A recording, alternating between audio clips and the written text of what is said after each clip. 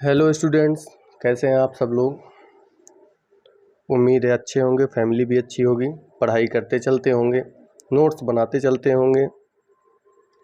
कल हमने Golgi apparatus के बारे में पढ़ा था, बहुत ही इम्पोर्टेंट टॉपिक था।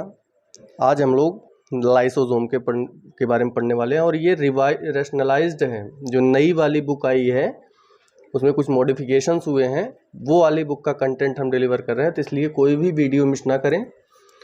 और लाइसोसोम के बारे में पढ़ने के लिए आपको 3 चीज़ें पढ़ना बहुत ज़रूरी है। एक तो एंडोप्लाज्मिक रेटिकुलम, उसमें भी रफ एंडोप्लाज्मिक रेटिकुलम वीडियो नहीं देखा है तो जाके देख लीजिए, क्योंकि आगे ज़रूरत पड़ने वाली है। दूसरा गोल्गी बॉडी और तीसरा लाइसोसोम खुद। क्योंकि रफ एंडोप्लाज्मिक रेटिकुलम और स्मूथ एंडोप्लाज्मिक रेटिकुलम से बहुत सारी चीज़ें बन रही थी। वो चीज़ें जो बन रही थी उनका यूज जो है किस तरीके से गोल्गी बॉडी के वेसाइकल्स उनको पैक करके भेजते थे, हर जगह पे टारगेटेड डिलीवरी करते थे, और फिर वापस जो है गोल्गी बॉडी से ही किस तरीके से लाइसोसोम बन जाता था।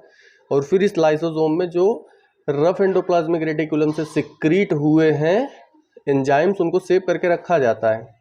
तो उन चीज़ों को समझने के लिए एक बार आप वो वीडियो एक बार देख लीजिए।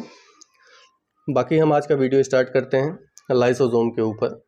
तो लाइन टू लाइन आप पढ़ते चलिएगा, और जो भी मैं नोट्स प्रोवाइड कर रहा हूँ शॉर्ट नोट, अगर एग्ज़ाम में आपसे पूछा जाता है कि write down about the lysosome, तो अगर आपने लाइसोसोम के बारे में एज इट इज़ जैसे मैंने लिखा है, अगर आपने ऐसे लिखा तो आपको 100% मार्क्स मिलने ही मिलने हैं।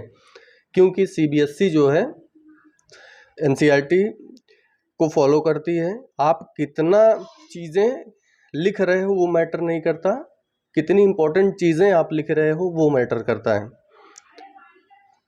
क्वांटिटी पे डिपेंड नहीं करता, क्वालिटी पे डिपेंड करता है कि आप नंबर अच्छे पा रहे हैं कि नहीं पा रहे हैं। तो इसके लिए आपको जिस तरीके से मैं लिख रहा हूँ, एक बार आप ऐसे ज़रूर जो नोट्स बनाते चलें, और एग्ज़ाम के टाइम पे आपके लिए बहुत हेल्पफुल होने वाला है।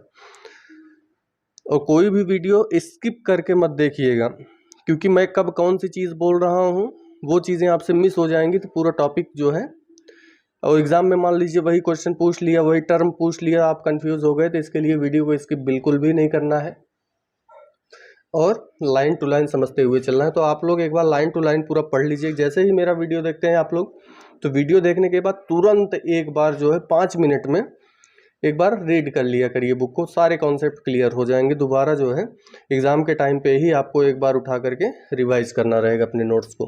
तो चलिए स्टार्ट करते हैं। लाइसोसोम।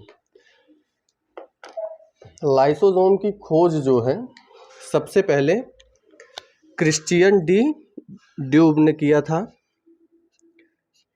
1955 में, और इसकी सिंथेसिस जो होती है वो गोल्गी बॉडी से, मतलब लाइसोसोम को बनाने वाला गोल्गी बॉडी है। क्योंकि हमने पढ़ा था कि गोल्गी बॉडी है, सेल है, सेल के अंदर न्यूक्लियस है, और न्यूक्लियस से ही लगा हुआ हमारा एंडोप्लाज्मिक रेटिकुलम है। इस एंडोप्लाज्मिक रेटिकुलम से ही लगा हुआ हमारा गोल्गी बॉडी। इसी गोल्गी बॉडी से क्या होता है, वेसाइकल्स बनती हैं, और एंडोप्लाज्मिक रेटिकुलम से जो भी चीज़ें बन रही हैं उन चीज़ों को इन्हीं वेसाइकल्स में क्या किया जाता है, पैक कर दिया जाता है। फिर इनको जहाँ पे भेजना है वहाँ पे भेज दिया जाता है। और कुछ वेसाइकल्स जो बनती हैं गोल्गी बॉडी से, वो वेसाइकल्स आ करके मेम्ब्रेन पे लग जाते हैं, इन्हीं को बोलते हैं लाइसोसोम। और इसी एंडोप्लाज्मिक रेटिकुलम से जो हार्मोन्स वगैरह बहुत सारे सिक्रीट होते हैं उनको यहाँ पे फील्ड करके रखा जाता है, भर के रखे रहती है सेल। क्या करती है वो हम आगे डिस्कस करने वाले हैं। तो ये मेम्ब्रेन बाउंड सैक होता है, क्योंकि हम देख रहे हैं कि ये कैसा है, मेम्ब्रेन से बाउंडेड है, तो इसको बोलते हैं मेम्ब्रेन बाउंडेड सैक है लाइसोसोम।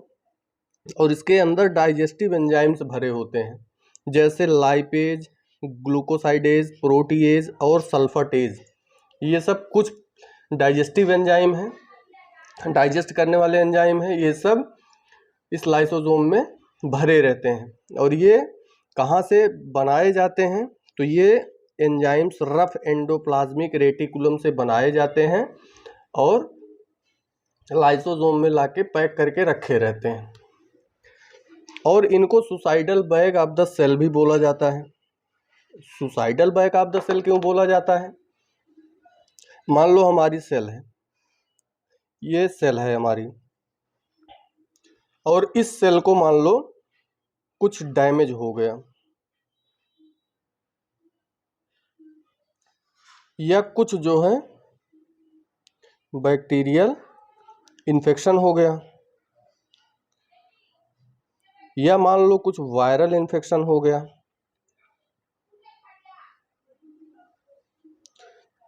तो सेल क्या करती है, मान लो इसके ऊपर वायरस बना देते हैं छोटा सा, मान लो कुछ बैक्टीरिया बना देते हैं छोटा सा, या सेल कहीं से टूट फूट गई, कुछ हो गया है सेल को, सेल डैमेज हो गई है, बैक्टीरियल इन्फेक्शन या वायरल इन्फेक्शन हो गया, तो इस केस में क्या होता है, क्योंकि हमको पता है कि इसके अंदर एक तो लाइसोसोम नाम का सेल ऑर्गेनली प्रेजेंट है, और जिसके अंदर सेल ने खुद क्या है, बहुत सारे डाइजेस्टिव एंजाइम्स को सेव करके रखा है।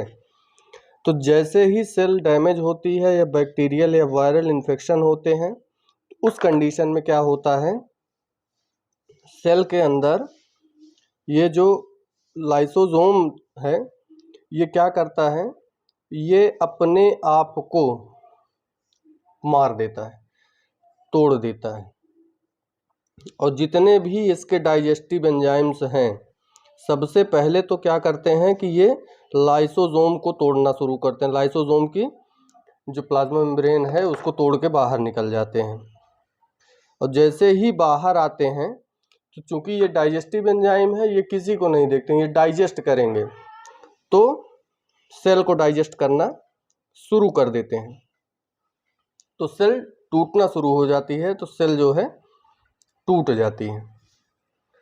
तो इसमें जो है सुसाइड कौन किया, लाइसोसोम। क्यों? क्योंकि अगर इन्फेक्शन हो गया, सेल ठीक नहीं कर पा रही है, तो उस कंडीशन में क्या होता है, सेल सोचती है कि मैं अकेली ही अगर मर जाती हूँ तो कम से कम और नियरेस्ट सेल जो है वो तो बची रहेंगी। तो इस कंडीशन में लाइसोसोम को एक्टिवेट किया जाता है, लाइसोसोम के जितने भी डाइजेस्टिव एंजाइम है सब बाहर आ जाते हैं और पूरी सेल जो है ब्रस्ट कर जाती है, टूट जाती है। अच्छा, अब सेल टूट गई तो सेल के अंदर क्या होता है, हमको पता है कि सेल की प्लाज्मा मेम्ब्रेन दो चीज़ों से मिलकर बनी है, प्रोटीन और लिपिड से मिलकर बनी है। तो ये सब पूरा प्रोटीन लिपिड तो अलग हो जाएंगे, सेल ऑर्गेनली अलग हो जाएंगे, सब बाहर आ जाएंगे, टूट फूट के सब खत्म हो जाएंगे। इन प्रोटीन लिपिड्स का क्या होता है, इन प्रोटीन लिपिड्स को वापस यूज कर लिया जाता है न्यू सेल बनाने के लिए। नई सेल बनेगी तो इस सेल को ज़रूरत पड़ेगी प्लाज्मा मेम्ब्रेन बनाने की, तो प्लाज्मा मेम्ब्रेन इन्हीं प्रोटीन और लिपिड से मिलकर बना है, तो इनका यूज़ कर लिया जाता है वापस बनाने में। तो इसलिए लाइसोसोम को suicidal bag of the cell भी बोला जाता है। और नेक्स्ट पॉइंट में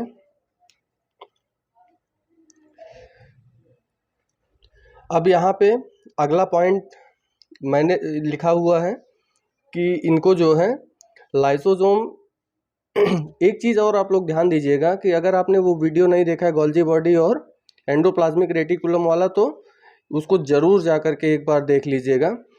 चूँकि ये क्या कर रहे हैं, सेल को क्लीन करने का काम कर रहे हैं, तो इसलिए इनको बोलते हैं, एक चीज़ और बोलते हैं, waste disposal system of cell. Cell का वेस्ट डिस्पोजल सिस्टम है, जैसे कि जो चीज़ें वेस्ट हैं उनको क्या करेगा लाइसोसोम वापस से, जैसे आपके घर में क्या होता है, डस्टबिन होती है, डस्टबिन में सारे कूड़ा कचरा जो है उसमें आप रख देते हैं, उसी तरीके से लाइसोसोम क्या करता है, कूड़े कचरे जो भी सेल के लिए अनयूजुअल है, सेल के लिए हार्मफुल है, तो उसको क्या करता है, डिस्पोज करने का काम करता है। तो इसके वजह से क्या होता है कि सेल में बहुत सारी दिक्कतें होती रहती हैं, तो उनको सही करता रहता है, क्योंकि इसके पास क्या है कि डाइजेस्टिव एंजाइम्स हैं, और इन डाइजेस्टिव एंजाइम्स की वजह से कुछ भी ये किसी को भी मार सकता है। इसलिए इसको digestive system of the cell भी बोला जाता है। और लाइसोसोम के बारे में कभी कभी क्या होता है कि बहुत सारे केस में एक क्वेश्चन आपसे पूछा जाता है कि क्या ज़रूरत पड़ जाती है कि लाइसोसोम को ये सब चीज़ें करने के लिए। एक सेल के मर जाने से क्या होगा, हमारे हेयर्स हैं उसमें भी ठंड के मौसम में आप देखते हो बहुत सारी जो है रूसी हो जाती है बाल में, तो वो भी तो डेड सेल हैं, तो उनके ख़त्म होने से तो दिक्कत नहीं है, वो तो हो रहे हैं। तो फिर लाइसोसोम सेल को क्यों, एक सेल के मारने की वजह से इसका इतना इम्पोर्टेंस क्यों है? क्योंकि हमको पता है कि बहुत सारी सेल्स मिलके क्या बनाती हैं, टिश्यू, और बहुत सारे टिश्यू मिलके क्या बनाएंगे, ऑर्गन, बहुत सारे ऑर्गन मिलके क्या बनाएंगे, ऑर्गन सिस्टम, और ऑर्गन सिस्टम बनने के बाद फिर बहुत सारे ऑर्गन सिस्टम मिलके ऑर्गेनिज्म बनाएंगे। वो ऑर्गेनिज्म कोई भी हो सकता है, प्लांट भी हो सकते हैं, एनिमल्स भी हो सकते हैं। सेल एक एग्जांपल हम ले लेते हैं कि जैसे मान लो कि कोई सेल है जिसका नाम है हिपैटोसाइट। हिपैटोसाइट सेल्स क्या बनाएंगे, हमको पता है लीवर बनाएंगे। तो अगर मान लो हिपैटोसाइट सेल्स के अंदर कोई दिक्कत हो गया तो फिर लीवर में दिक्कत होगा, और लीवर में दिक्कत होगा तो फिर हमको दिक्कत होगा ना। तो इस कंडीशन में अगर एक हिपैटोसाइट सेल में अगर कोई दिक्कत हो रही है तो यहाँ पे क्या है, लाइसोसोम भी है। तो लाइसोसोम क्या करेंगे, एक सेल को ही मार देंगे ताकि और नियरेस्ट सेल जो है बची रहे और वापस से एक नई सेल जो है बना लिया जाए, न्यू सेल बना लिया जाए। तो इसकी वजह से लीवर हमारे ऑर्गन पे दिक्कत नहीं आएगी, ऑर्गेनिज्म पे दिक्कत नहीं आएगी, सेलुलर लेवल पे ही प्रॉब्लम को सॉल्व आउट करने की कोशिश की जाती है लाइसोसोम के द्वारा। आई होप वीडियो में आपको चीज़ें समझ में आई होंगी।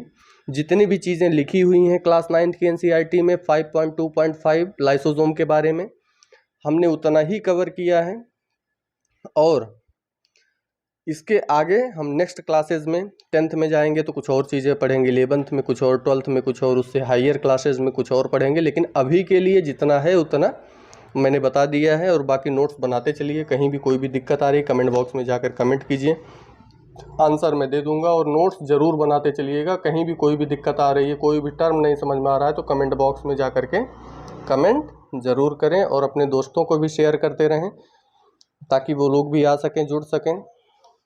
और चैनल के बारे में थोड़ा आप लोग ध्यान दीजिए। और बाकी एनसीईआरटी को ईजी बनाने का काम तो मैं कर ही रहा हूँ। डेली बेसिस पे लेक्चर अपलोड किए जा रहे हैं, डेली बेसिस पे आपको देखना है, अभी से पढ़ाई करते हुए चलना है। चलिए मिलते हैं नेक्स्ट वीडियो में। नेक्स्ट वीडियो में माइटोकॉन्ड्रिया को डिस्कस किया जाएगा। माइटोकॉन्ड्रिया बहुत ही इंपॉर्टेंट टॉपिक है, यहीं पे इसको पावर हाउस भी बोला जाता है, क्यों बोला जाता है इसके बारे में डिस्कस करेंगे। तब तक के लिए पढ़ते रहें और नोट्स बनाते रहें, चैनल को शेयर करते रहें। मिलते हैं नेक्स्ट वीडियो में। Thank you.